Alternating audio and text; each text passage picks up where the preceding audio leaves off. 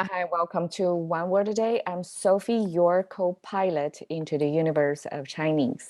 We're going to continue on this journey of learning Chinese, leaping from one expression to another. Yesterday, we are on 情理之中, which is about how reasonable things are. Like if you assess the situation by reasoning or by emotions or by feelings, you are going to see how reasonable things are. Okay, so that's 之中, within the scope. So I translate it as the sentiment and reasoning zone. Okay, so today we're going to continue with 情 and 理 in 于情于理. So here again we have 情 and 理, but today I want to use another English concept to mean feeling and reasoning. So there are two ways that we make sense of the world, right? One is by feel it, and another one is by reasoning about it. And 于, okay, 于情于理, same 于, it means per, okay, if translated as like per reasoning or per feeling. This word came from this pretty looking unstable character.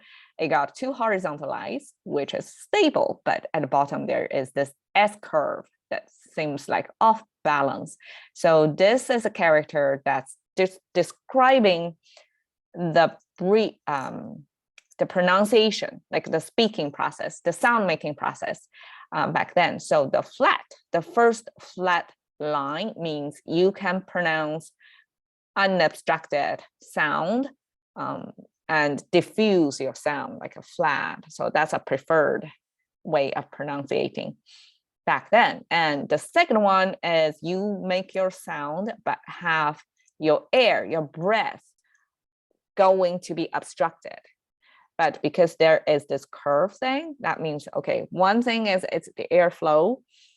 And the second thing, it means there is this hurdle that the air are able to bypass that, continue, into the open space, right? So here, originally it means, okay, when you are speaking, your sound can be either, comfortably flat and even, like the first horizontal line, or it could be obstructed, like it got obstacles that you have to make some efforts to pronounce it. So in my interpretation, okay, here is my investigative hat on of how to understand the sound making process in pronunciation in Chinese. This idea just hit me while I'm recording. Okay, so this flat tone most likely be vowels, like aoi, right? The vowels, when you pronounce vowels, you don't use your tongue and mouth to make any obstructions of the sound making, right? A, I, U, I, O. So all that is like you shape your cavity, not cavity, the space inside your mouth to pronounce the vowels. There's no obstruction. But when you pronounce consonant, then you're going to like your tongues and your mouth are going, your lips are going to create this obstruction of the airflow, and that make the consonant. Ta-da! Okay, I think I'm right in there. So yu in ancient times simply means the pronunciation of things, like two types of pronunciation, right? But somehow, language is a complicated thing. At the same time, multiple concepts, multiple meanings, multiple characters are evolving at the same time. And sometimes things do like switch to another lane. So in this case, 于情于理, it has nothing to do with pronunciation, simply because it's a similar looking but much simple structure. You only have 3 strokes, horizontal line, and then this S curve at the bottom, right? Because you have a simpler structure, but a kind of similar looking thing.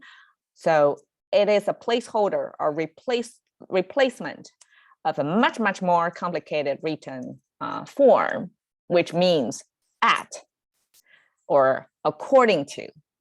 So there, this pronunciation character carry something else, like not its original meaning or intention of the word creation, but because it's similar looking, right? It jumped. So another character meaning use this word as the symbol to carry another meaning. I hope it makes sense, but that's how language evolves. So 于情于理 simply means according to or per. I really like the English expression per.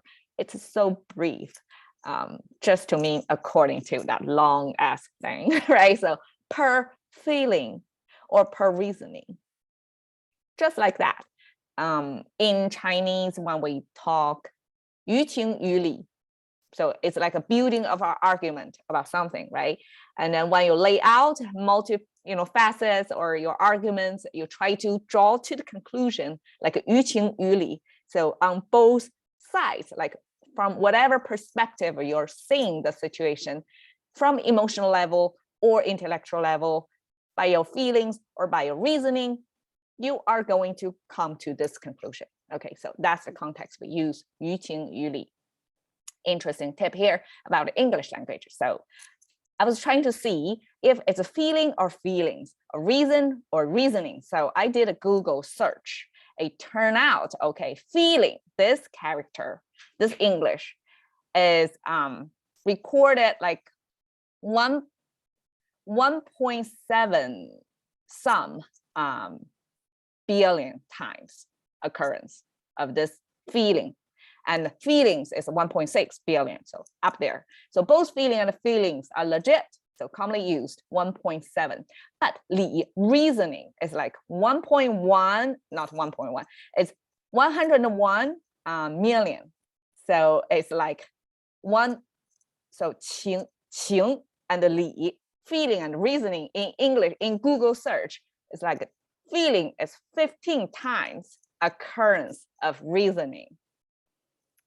Okay, so does it mean humans are more feeling based? I don't know. This is an interesting discovery of today. Well, I'm preparing for this episode. It is awesome knowledge to know that feeling, this English character, is so much more, 15 times more occurrence in the online text that we can search, we can find, right? It's 15 times more than reasoning. So I guess that says something about human beings. All right, thank you for staying with me, cashing to the currency of thinking by just one word a day. See you another day.